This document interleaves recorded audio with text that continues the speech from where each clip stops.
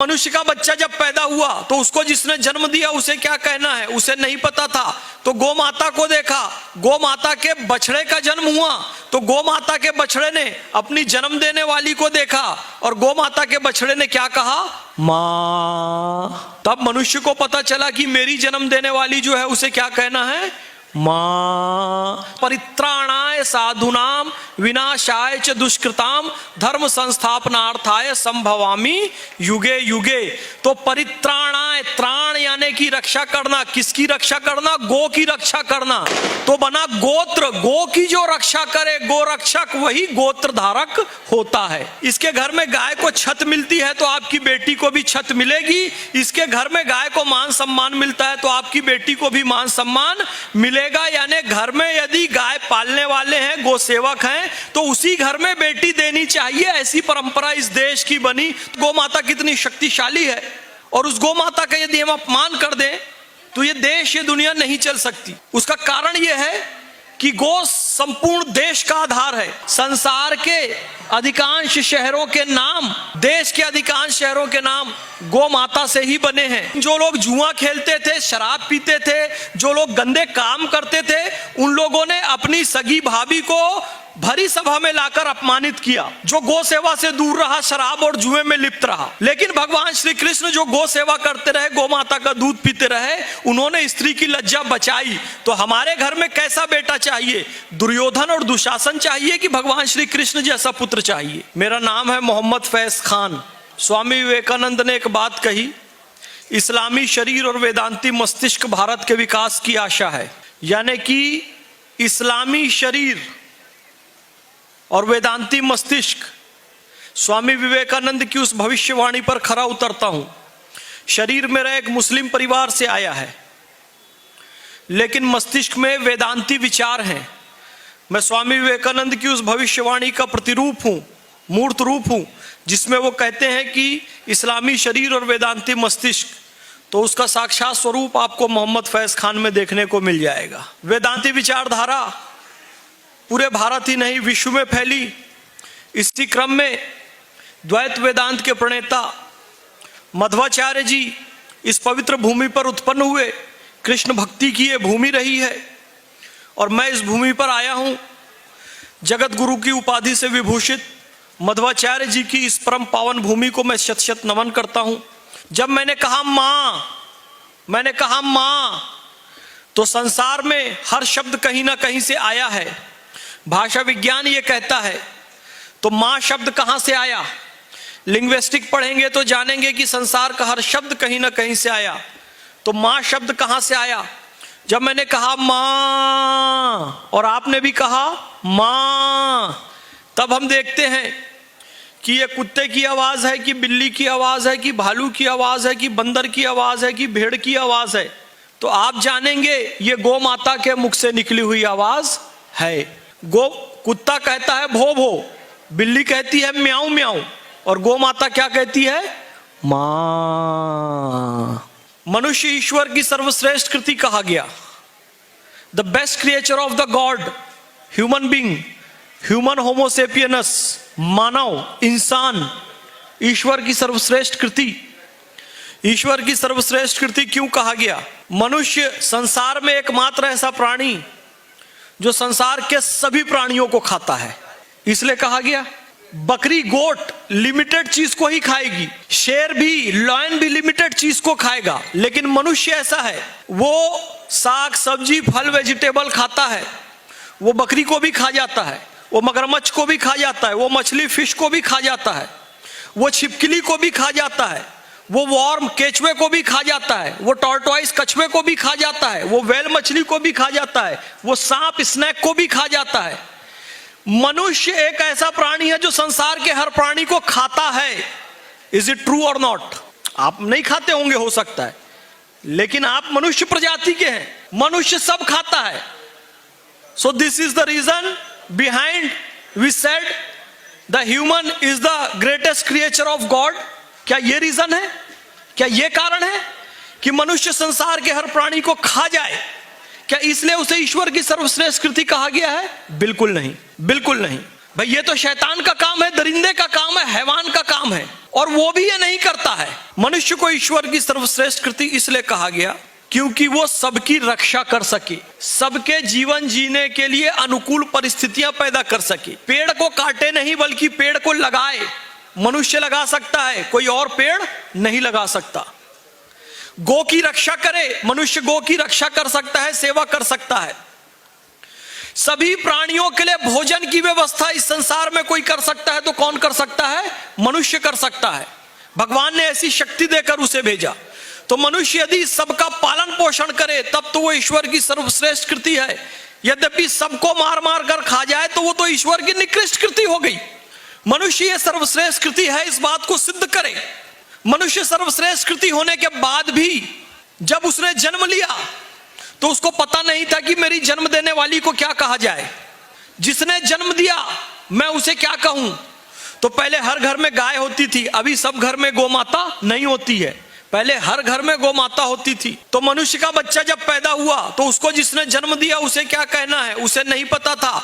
तो गौ माता को देखा, गौ माता के बछड़े का जन्म हुआ तो गौ माता के बछड़े ने अपनी जन्म देने वाली को देखा और गौ माता के बछड़े ने क्या कहा? माँ। तब मनुष्य को पता चला कि मेरी जन्म देने वाली जो है उसे क्या कहना है? माँ। तो ये माँ शब्द गौ माता के मुख से आया, मनुष्य ने इसे सीखा। और यही माँ कहीं यहां कर्नाटक में हम क्या कहते हैं? माँ, अम्मा, अम्मा। यही माँ बना अम्मा, कहीं बना मम्मा, कहीं हुआ मम्मी, कहीं हुआ अम्मा, कहीं हुआ माई, कहीं हुआ आई, कहीं हुआ मदर, कहीं हुआ मैरी। छत्तीसगढ़ में कहते हैं महतारी। मूल शब्द क्या है? माँ है। इसी से सारे शब्द बने हैं। इसलिए हम संसार की हर देने वाली शक्ति को क्या कहते हैं? माँ। गौ माँ, गंगा माँ, गीता माँ, प्रकृति माँ, धरती माँ, गोदावरी माँ, कावेरी माँ, पार्वती माँ, सरस्वती माँ, दुर्गा माँ, काली माँ, अम्बे माँ, जगदम्बे माँ। यानी संसार की जो भी शक्ति हमें देती है, हमें जो जन्म देती है, उसे हम कहते हैं माँ। और ये शब्द हमको मिला गौ माता के मुख से। तो कितनी प्यारी बात है, गौ माता कितनी शक्तिशाली है। और उस गौ माता का यदि हम अपमान कर दें तो ये देश, ये दुनिया नहीं चल सकती। उसका कारण ये है कि गौ संपूर्ण देश का आधार है। जब हम देश कहते हैं तो केवल भारत देश की बात नहीं कहते, संपूर्ण पृथ्वी की बात कर रहे हैं। संपूर्ण पृथ्वी का आधार गौ माता है। आप उदाहरण से समझ लीजिए, उदाहरण से समझिए, हमारी जो नदियों के नाम हैं, जैसे गंगा कहां से निकली? कहते हैं गोमुख से। तो गो यानी क्या होता है? गाय। गो यानी गाय होता है। गो माता यानी गाय माता। गंगा निकली गोमुख से, गो माता के मुख से। गोमुख गो आया। नदियों के नाम है तो गोदावरी गो आया।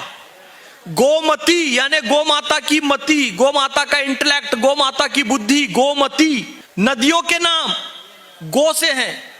नगरों के नाम आप देखें तो गोपालपुर यानी गो पालने वालों का पुर, गोरखपुर गो रक्षा करने वालों का पुर, गोकुल गो माता के वंश का नाम गोकुल। इसी तरीके से ग्वालियर ग्वालों का नगर, जहां गाय पालने वाले रहते हैं, ग्वालियर। गोवा, गोवा का मूल नाम क्या है? गोमांतक, गो माता की मति, गोमांतक। गोवा, जहां गो माता की मति हो वो गोवा है।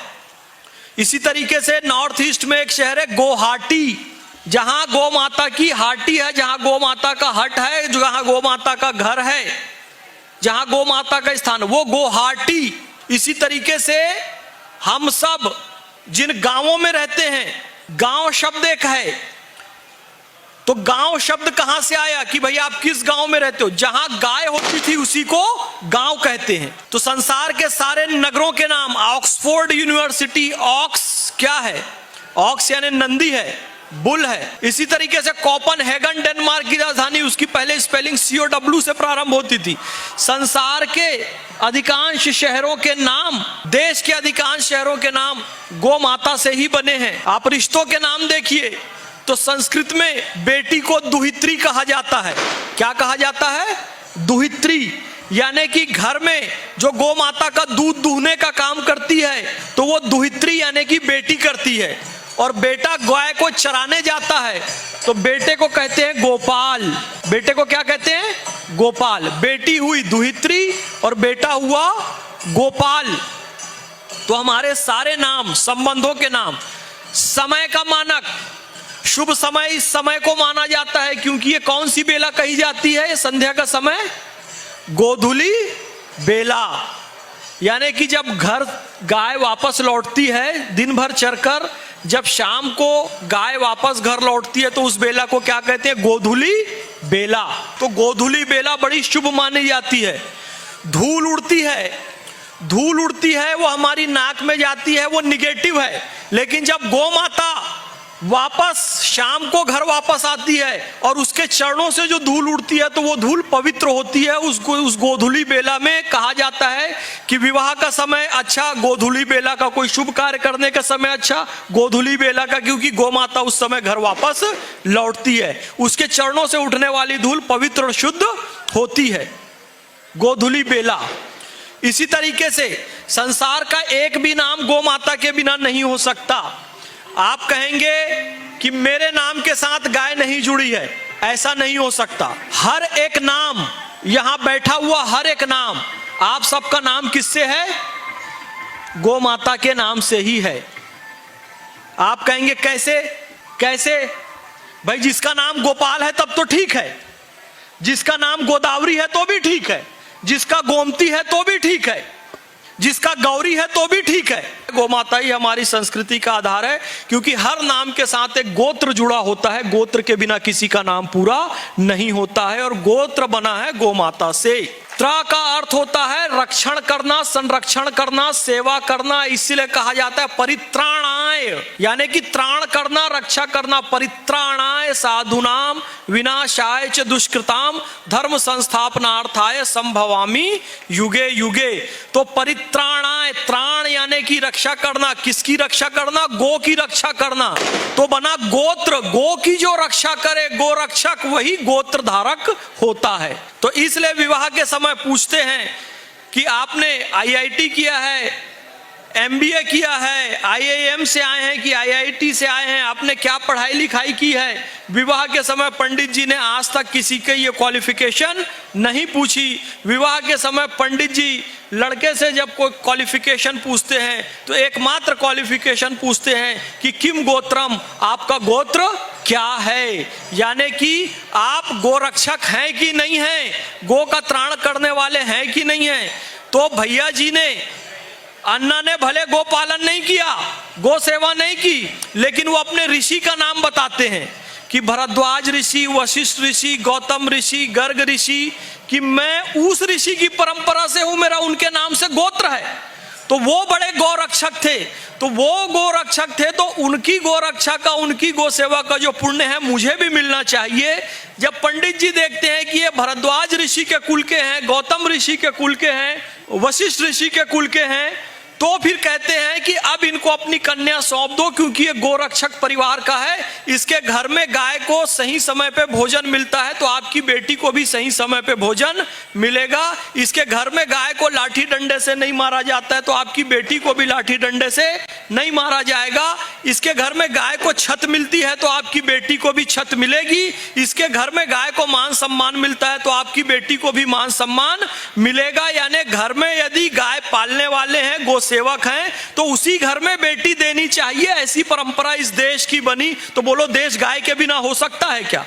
नहीं हो सकता है। आज बेटियों को विवाह के बाद दहेज के नाम पे जला इसलिए दिया जाता है कि आज परंपरा आ गई है घर में गाय ना पालने की, गाय को डंडा मारने की, गाय को पत्थर मारने की, गो हत्या कर देने की, गाय का मांस खा लेने की। तो जो गाय का मांस खाएगा वो शादी के बाद बहू को लाकर जलाएगा, ये निश्चित मान के चलो। वो फिर अपनी बहू की, बेटी की सुरक्षा नहीं करेगा क्योंकि गाय ही हमें सद्बुद्धि देती है, इस देश का आधार है।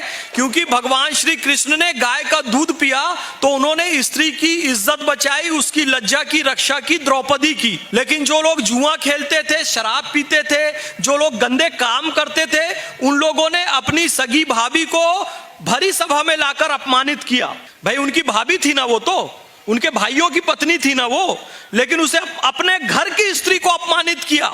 जो गो सेवा से दूर रहा, शराब और जुए में लिप्त रहा। लेकिन भगवान श्री कृष्ण जो गो सेवा करते रहे, गो माता का दूध पीते रहे, उन्होंने स्त्री की लज्जा बचाई। तो हमारे घर में कैसा बेटा चाहिए? दुर्योधन और दुशासन चाहिए कि भगवान श्री कृष्ण जैसा पुत्र चाहिए? भगवान श्री कृष्ण जैसा पुत्र चाहिए तो हमें गो माता का दूध पीना चाहिए। क्योंकि भगवान श्री कृष्ण ने गो माता का दूध पिया तो उनके मुख से गीता निकली, और राजा जनक हल लेकर गए, गो माता नंदी लेकर गए खेत में, तो खेत से सीता निकली। तो सीता भी गो कृपा से और गीता भी गो कृपा से। तो संसार में यहां बैठे हुए किसी भी व्यक्ति का नाम क्या गाय के बिना हो सकता है? एक भी नाम गोत्र के बिना हो सकता है? कोई नाम गोत्र के बिना नहीं हो सकता। यानी गाय के बिना हमारा नाम पूरा नहीं हो सकता। गाय के बिना ना हमारा नाम पूरा हो सकता, ना हमारा नगर पूरा हो सकता, ना हमारी नदी पूरी हो सकती, ना हमारा देश और दुनिया पूरी हो सकती। तो गाय है तो ये इस विश्व का आधार है। भगवान श्री रामचंद्र जी केवल कृष्ण भगवान ही नहीं, आप सभी अवतारों को देखिए, सभी भगवान को देखिए, जितने भी भगवान तो एक ही होता है, लेकिन उसके रूप भिन्न भिन्न है। कभी ब्रह्मा, कभी विष्णु, कभी महेश के रूप में, कभी राम के रूप में, कभी कृष्ण के रूप में, कभी माता रानी के रूप में, अलग अलग रूप है। वो शक्ति एक ही है। लेकिन आप जितने भी रूप देखेंगे और सभी धर्म परंपराओं में देखेंगे, आप कह सकते हैं मोहम्मद फैज खान जी आप तो केवल सनातन परंपरा की बात कर रहे हैं, कृष्ण जी की बात कर रहे हैं, राम जी की बात कर रहे हैं। आप जितनी भी परंपरा में देखेंगे तो गाय का महत्व आपको दिखाई देगा। तो कहते हैं कि जब भगवान साक्षात इस धरती पर आए थे तो वो ऋषि गणों की कुटिया में गए थे कि कहे हमें गो माता का दूध पिला दो, गो माता का दूध पिला दो।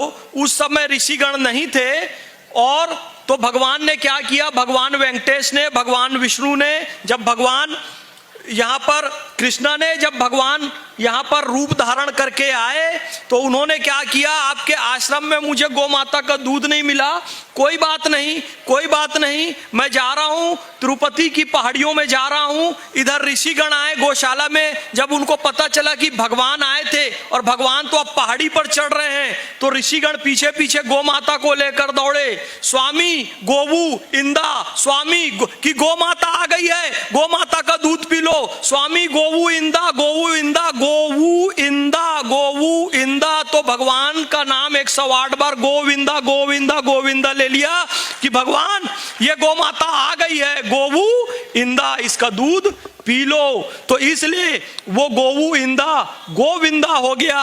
और 108 बार जब उन्होंने गोवू इंदा कह दिया तो उनकी भक्ति स्वीकार हो गई। इसलिए हम भी जब तिरुपति बालाजी तिरुमला में चढ़ते हैं तो क्या कहते हैं, गोविंदा, यानी कि गो माता की ही कृपा से हम ऊपर चढ़ रहे हैं। क्योंकि भगवान योगेश्वर श्री कृष्ण को, भगवान वेंकटेश्वर को जो सबसे प्यारी है वो गो माता ही है, गो माता का दूध ही है।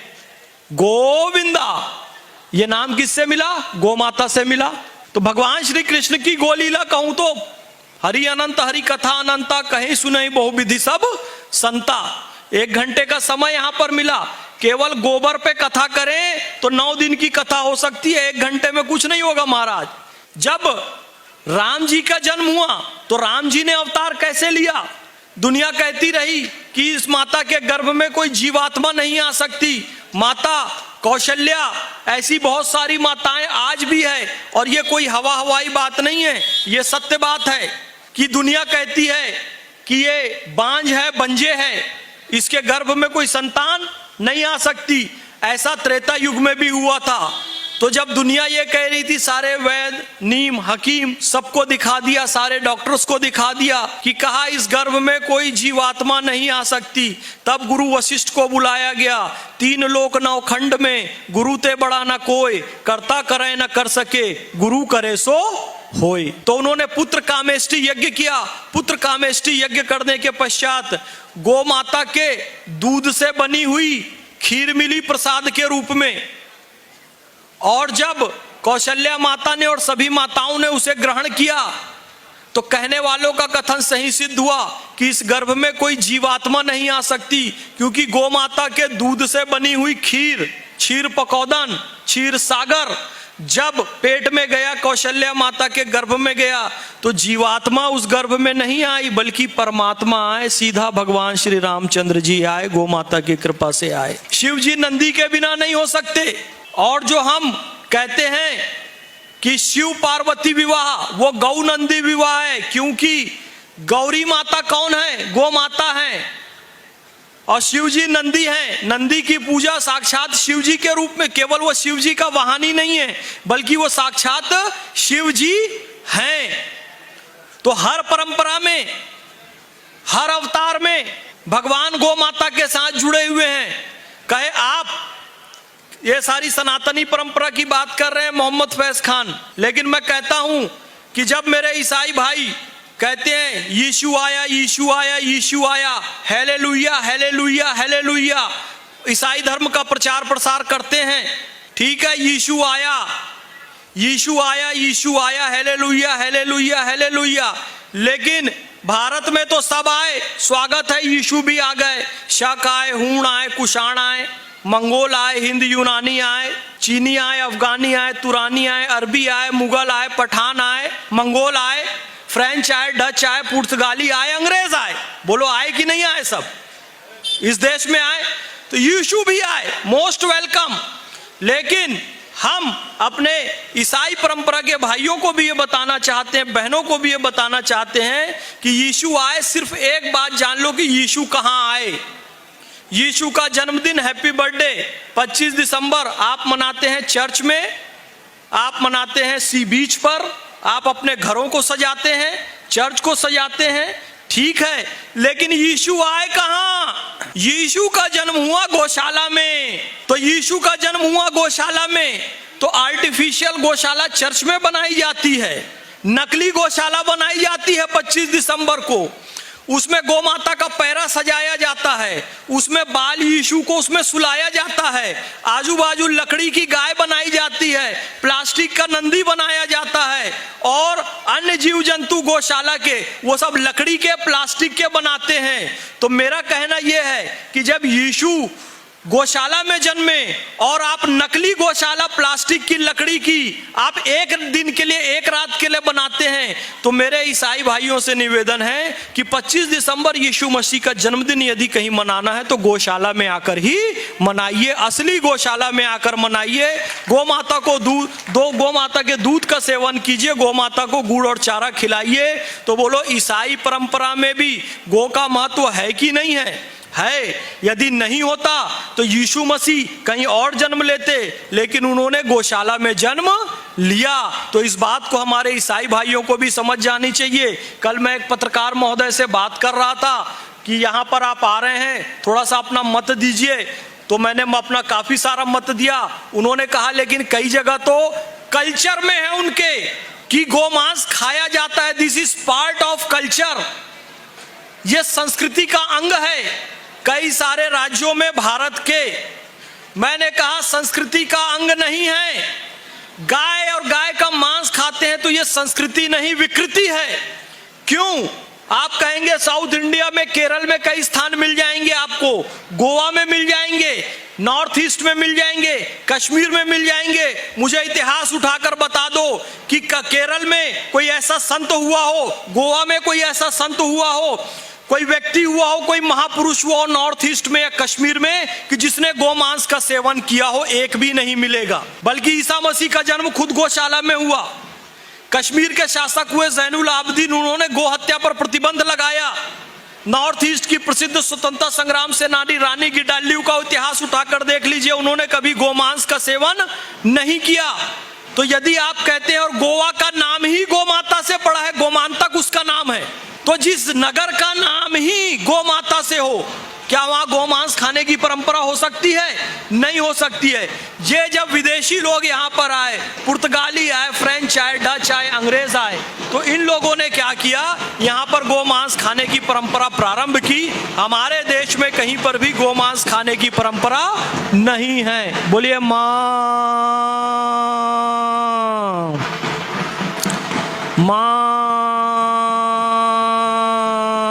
अब एक महत्वपूर्ण परंपरा और है।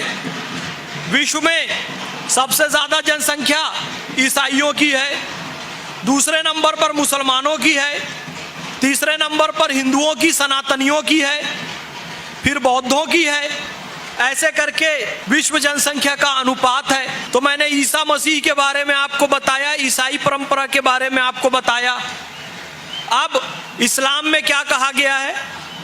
इस्लाम में पैगंबर हजरत मोहम्मद सल्लल्लाहु अलैहि वसल्लम, अल्लाह के बाद जिनका सबसे ऊंचा स्थान है, पैगंबर हजरत मोहम्मद सल्लल्लाहु अलैहि वसल्लम, उन्होंने क्या कहा आप सुन लीजिए। क्योंकि आप देखते होंगे जो मुसलमान हैं वो पैगंबर के नाम पर बहुत भावुक हो जाते हैं कि पैगंबर हमारे लिए सब कुछ हैं, उनके बारे में सम्मानजनक शब्द कहो, कोई अपमानजनक शब्द ना कहो।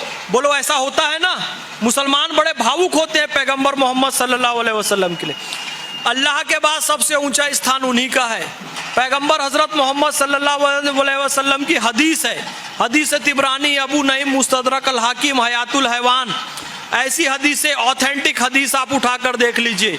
तो पैगंबर हजरत मोहम्मद सल्लल्लाहु अलैहि वसल्लम ने फरमाया, गाय का दूध शिफा है, गाय का घी दवा है और इसका मांस बीमारी है। यानी कि गाय का दूध दही घी शिफा यानी कि स्वास्थ्य, हेल्थ है, दवा यानी कि औषधि है, मेडिसिन है। यानी कि गाय का दूध दही घी मेडिसिन, दवा है, और गो का मांस बीफ क्या है? बीमारी है, डिजीज है। Who said? Prophet Muhammad peace be upon him. जो सबसे बड़ा अध्याय है कुरान शरीफ का, उसका नाम क्या है आपको पता है? कुरान शरीफ में बहुत सारे अध्याय हैं, जैसे बहुत सारे कांड है रामायण में, जैसे बहुत सारे पर्व हैं महाभारत में, वैसी कुरान शरीफ में भी बहुत सारे अध्याय हैं। कुरान शरीफ का जो सबसे बड़ा अध्याय है उसका नाम क्या है आपको पता है? जैसे बाल कांड, सुंदर कांड, ये सब अलग अलग नाम हैं। कुरान शरीफ के सबसे बड़े अध्याय का नाम है सूरह बकरा। और बकरा का अर्थ अरबी में क्या होता है आप कभी गूगल करके देखना, तो सूरह बकरा यानी कि गाय का अध्याय। तो कुरान शरीफ में सबसे बड़ा अध्याय किसके नाम से है? गाय के नाम से है। तो ईसाई परंपरा में, इस्लामी परंपरा में, सनातन परंपरा में, यहूदी और जैन परंपरा में तो बताने की आवश्यकता नहीं, उसमें तो अहिंसा चरम सीमा पर है, लेकिन हम उसे भी सही मानते हैं, वो एक दूसरा विषय है। बौद्ध परंपरा में, सब में आप देखेंगे कि गौ सेवा की बात कही, और सिख धर्म में तो यह कहा गया गो घात का दोष जग से मिटाऊं, यानी कि गो हत्या का दोष मुझे इस जग से समाप्त करना है। ये गुरु गोविंद सिंह जी ने कहा, गोघात का दोष जग से मिटाऊं। सभी परंपराओं में यदि कोई कहता है कि ये हमारे राज्य की संस्कृति है, झूठ कहता है। तुम अपने सारे महापुरुषों का इतिहास उठाकर देख लो और एक भी दिखा दो कि किसी ने गोमांस खाया, एक भी नहीं मिलेगा। यहां तक कि भारत में जो मुसलमानों का सबसे बड़ा स्थान माना जाता है, सूफी संत ख्वाजा मोइनुद्दीन चिश्ती अजमेरी, अजमेर की दरगाह में 2900 किलो की देग है और एक 3700 किलो की 3700 केजी प्रसाद एक साथ बनता है। इतना बड़ा बर्तन है, 3700 केजी, और एक 2900 केजी का प्रसाद, इतना बड़ा बर्तन है। एक अकबर ने स्थापित किया 3700 किलो का, एक जहांगीर ने 2900 किलो का। जब से वो स्थापित हुआ आज 500 साल का इतिहास है। आज तक उसमें गोमांस तो दूर, मुर्गी का मांस, चिकन भी उसमें नहीं बना है।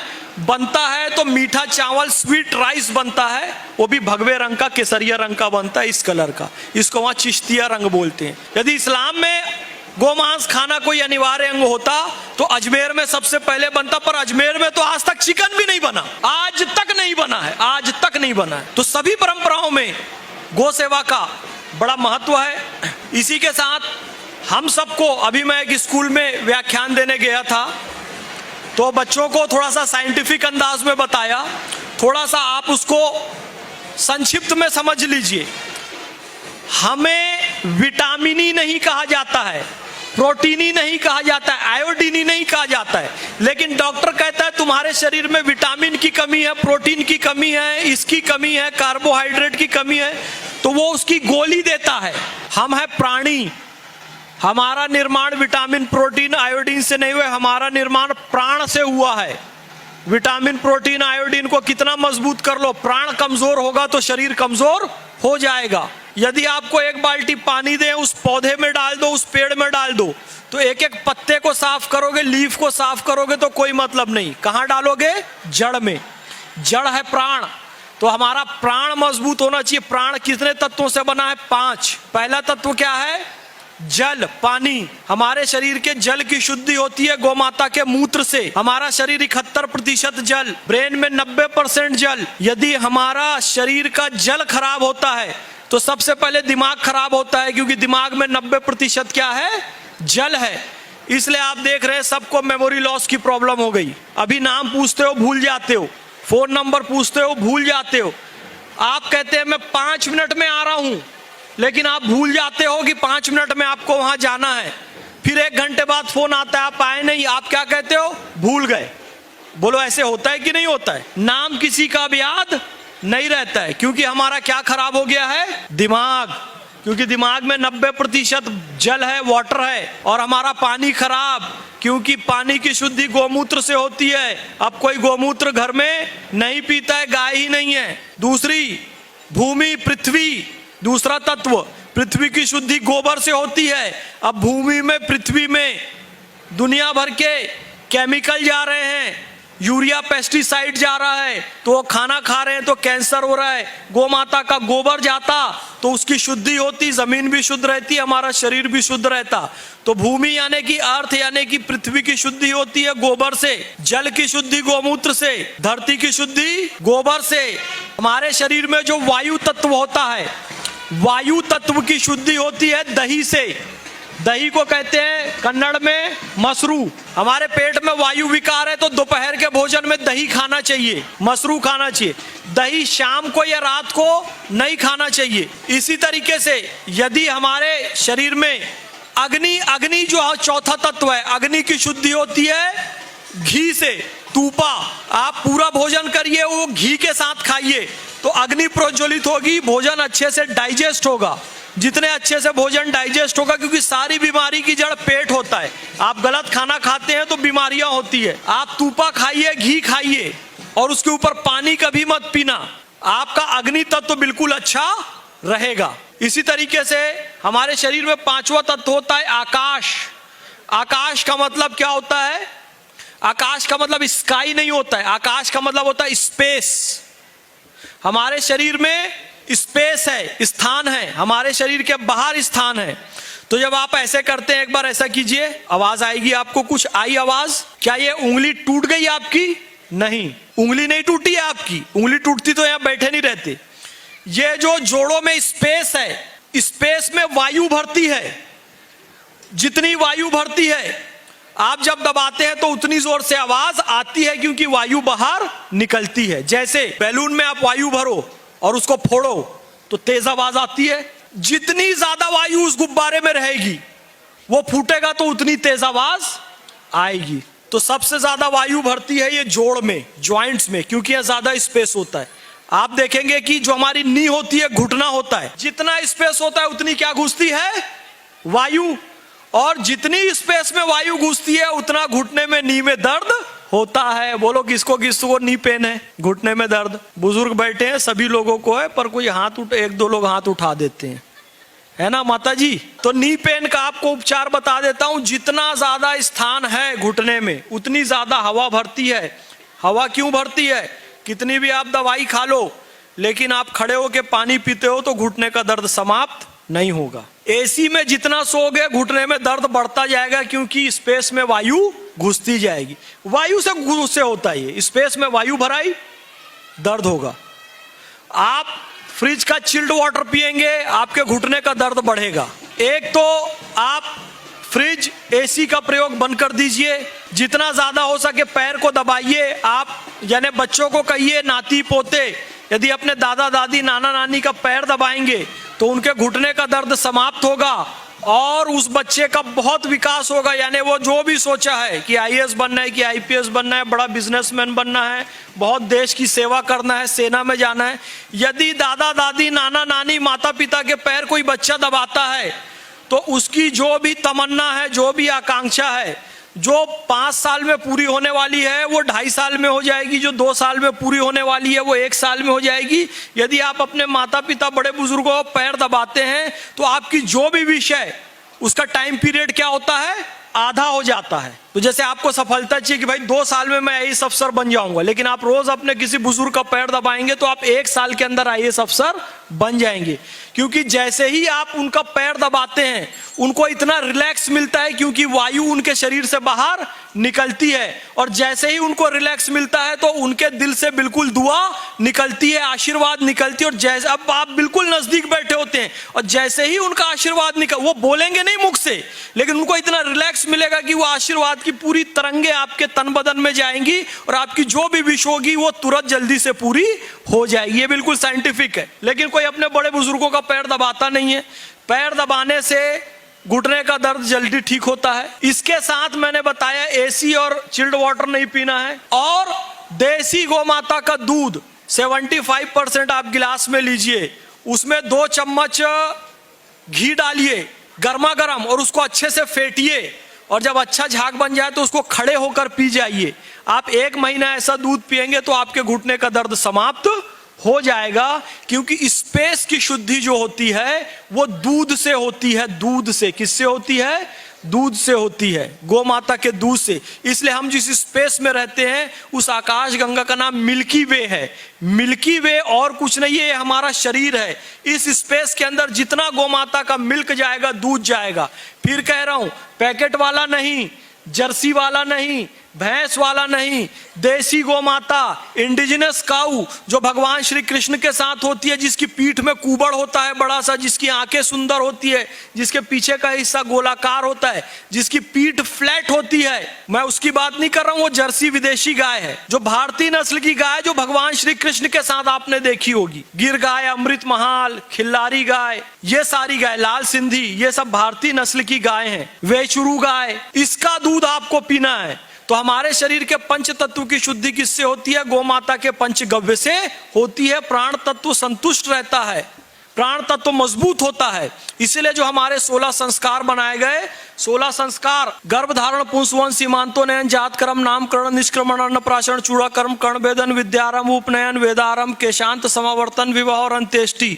16 के 16 संस्कार में पंचगव्य अनिवार्य किया, यानी नामकरण भी करना है, उपनयन भी करना है तो गौ माता का दूध, दही, घी, गोबर, गोमूत्र चाहिए। विवाह भी करना है तो ये चाहिए, और जब अंतिम संस्कार है तब भी चाहिए कि नहीं चाहिए? गौ माता का गोबर, दूध, दही, घी आप लाकर मार्केट का डाल देते हैं वो एक अलग बात है, लेकिन अंतिम संस्कार में भी गौ माता का शुद्ध घी ही डालना चाहिए। गौ माता का असली जो गौ माता है उसका गोबर ही डालना चाहिए। तो पंच तत्व 16 संस्कारों में पंचगव्य अनिवार्य है। तो बोलो, देश का आधार गाय है कि नहीं है? हमारे प्राण की शुद्धि पंचगव्य से होती है, दूध, दही, घी, गोबर, गोमूत्र। ठीक है, भगवान की प्राण प्रतिष्ठा होने वाली है। पत्थर सड़क में है, उसको कोई पैर मारता है, कोई जूते से मार देता है, कोई थूक देता है, स्पिट कर देता है, कोई मूत्र त्याग कर देता है, कोई मल त्याग कर देता है, क्योंकि सड़क के पत्थर की कोई वैल्यू नहीं है। उस पत्थर को एक कलाकार उठाता है, उसको मूर्ति का रूप देता है और उसको भगवान की मूर्ति बना देता है। करेक्ट? लेकिन वो भगवान की मूर्ति और सड़क के पत्थर, अभी भी उसमें कोई अंतर नहीं है। There is no difference between that statue of God and normal stone. लेकिन जब उस पत्थर को मंदिर के गर्भगृह में ले जाया जाता है और उस पत्थर की प्रतिमा की प्राण प्रतिष्ठा की जाती है, किससे? उसमें दूध डाला जाता है, दही डाला जाता है, गोबर डाला जाता है, गोमूत्र डाला जाता है। जब पंचगव्य उसमें डाला जाता है तो उस प्रतिमा की प्राण प्रतिष्ठा हो जाती है। अब वो पत्थर पत्थर नहीं है, भगवान हो जाता है। 74% मुस्लिम खुश हैं। ये पूरे अभी नेशनल मीडिया में चल रही है, हमारी टीम ने सर्वे किया है, मुस्लिम राष्ट्रीय मंच की टीम ने सर्वे किया है। पहले भी अंग्रेज ये नहीं चाहते थे, आज भी जो धर्म के नाम पर राजनीति करते हैं वो ये नहीं चाहते कि सब मिलजुल कर रहे हैं, इसलिए वो दिखाते हैं कि मुस्लिम विरोध में है। नहीं है, हम सब साथ हैं। और मैंने पहले भी निवेदन किया था और अभी भी निवेदन कर रहा हूं, इस देश से समस्याओं की जड़ को समाप्त कर दिया जाए। 5000 मंदिर आक्रांताओं ने तोड़े थे। हम सब अपने मुस्लिम भाई बहनों से ये निवेदन करते हैं कि कम से कम 3 मंदिर सनातनी भाइयों को खुशी खुशी सौंप दिया जाए। अयोध्या का राम मंदिर, श्री कृष्ण की जन्मभूमि केशव राय मंदिर और काशी विश्वनाथ का मंदिर कम से कम ये सनातनी भाइयों को सौंप दिया जाए। कोई ये कहता है कि जी मंदिर क्यों बना रहे हैं, वहां पे आपको हॉस्पिटल बना देना चाहिए, आपको वहां पर क्रिकेट ग्राउंड बना देना चाहिए, आपको वहां पर स्कूल बना देना चाहिए, तो इससे शांति आएगी। No, this is wrong. ये तर्क गलत है। This logic is wrong. शांति तब नहीं आएगी जब राम मंदिर या कृष्ण मंदिर की जगह वहां पर स्कूल या अस्पताल बना दिया जाएगा। शांति तब आएगी जब जिसका जो स्थान है वहां पर वो बने।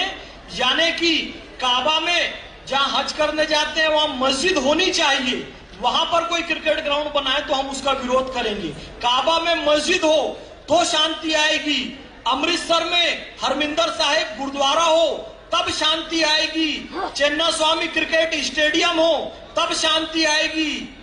क्रिकेट स्टेडियम ईडन गार्डन हो तब शांति आएगी। वेटिकन सिटी में चर्च ही होना चाहिए तब शांति आएगी। वैसे ही राम जन्मभूमि में राम मंदिर होना चाहिए और कृष्ण जन्मभूमि में कृष्ण मंदिर होना चाहिए, तब शांति आएगी। तो हम सभी ये मुस्लिम भाइयों से भी आग्रह करते हैं कि इस शांति के कार्य में बढ़ चढ़कर हिस्सा लें। देखिए, मैंने कहा था हरि अनंत हरि कथा अनंता, कहीं सुनाई बहु विधि सब संता। हरि अनंत है, हरि की कथा अनंत, और ये तो हरि की भी माता है, क्योंकि हरि जब जब अवतार लिए गौ माता को साक्षी मानकर ही उन्होंने अवतार लिया। गौ माता के माध्यम से उन्होंने अवतार लिया है। कि हनुमान जी महाराज ने जब देखा कि राम का नाम लिखने से पत्थर तैर रहे हैं तो बड़ा अच्छा लगा। राम जी ने देखा कि मेरा नाम लिखने से पत्थर तैर रहे हैं तो बड़ा अच्छा लगा। सबने देखा राम का नाम लिखने से पत्थर तैर रहे हैं, बड़ा अच्छा लगा। तो राम जी ने सोचा कि मेरा नाम लिखने से पत्थर तैर रहे हैं तो क्यों ना मैं भी कुछ कमाल करके देखूं। तो राम जी समुद्र के किनारे किनारे किनारे किनारे पैदल चलते हुए गए। राम जी ने स्वयं राम का नाम लिखा तो पत्थर तैरा, और राम ने स्वयं पत्थर को छोड़ा तो पत्थर डूबा। राम जी ने फिर देखा कि किसी ने देखा तो नहीं। दाएं देखा, बाएं देखा, ऊपर देखा, नीचे देखा, आगे देखा, पीछे देखा, तो इस बार पीछे कोई था। पीछे कौन थे? दुनिया चले ना श्री राम के बिना और राम जी चले ना हनुमान के बिना। अंजनी पुत्र कहे हनुमान कुछ देखा तो नहीं? राम जी ने कहा, हनुमान जी ने कहा प्रभु सब कुछ देख लिया। देख भाई, देखा तो देखा, किसी को बताना मत कि यहां क्या हुआ। तुम मम प्रिय भरत ही संभाई, रघुपति की नहीं बहुत बड़ाई, किसी को बताना मत। कहे प्रभु जी अब आपने कह दिया है किसी को बताना मत, अब तो जरूर बताऊंगा, और घूम घूम कर बताऊंगा, और झूम झूम कर बताऊंगा, नाच नाच के बताऊंगा, गा गा के बताऊंगा, पूरी दुनिया में घूम घूम के बताऊंगा कि राम ने जिसको छोड़ दिया वो डूब गया, जिसने राम को छोड़ा वो डूब गया। और जिसको राम ही छोड़ दे तो वो तो डूबेगा ही, जो राम को छोड़ दे वो डूबेगा ही। इसलिए कभी भी राम को छोड़ना नहीं है, मजबूती से पकड़े रहना है। ये हनुमान जी महाराज ने संदेश दिया, ये राम भगवान ने संदेश दिया। मैं बार बार कहता हूं कि इस्लाम में कहते हैं कि भाई अल्लाह के सिवा किसी की पूजा नहीं हो सकती। ठीक है, नहीं हो सकती, लेकिन राम से मोहब्बत तो हो सकती है, कृष्ण से इश्क तो हो सकता है, शिव जी की इज्जत तो हो सकती है, इनका सम्मान तो हो सकता है। क्योंकि इस भारतवर्ष में जो मुस्लिम हैं वो कहीं अरब से नहीं आए हैं, वो यहीं के हैं। और हम सब पूजा पद्धति से अलग हो सकते हैं, लेकिन पूर्वजों से एक हैं। हम सबके पूर्वज, हम सबके पुरखे, हम सबके एंसेस्टर्स एक हैं। तो हमको ये मानने में कोई दिक्कत नहीं कि भगवान रामचंद्र जी हमारे पूर्वज हैं। तो इन पंक्तियों के साथ अपना स्थान ग्रहण करूंगा कि तुझ में राम, मुझ में राम, तुझ में राम, मुझ में राम, सब में राम समाया है। कर लो प्यार जगत से बंदे, कोई नहीं पराया है। आप सबने मुझे जो सम्मान दिया, जयराम जी ने जो मुझे यहाँ पर आमंत्रित किया, गुरुदेव भगवान ने जो अभी मुझे यहाँ पर आशीर्वाद दिया, आप सब माताओं ने, बहनों ने, भाइयों ने मुझे स्नेह दिया। यदि कोई गलती हो तो अपना छोटा भाई समझ के क्षमा करेंगे। आप सबको शत शत नमन करता हूँ। बहुत बहुत धन्यवाद।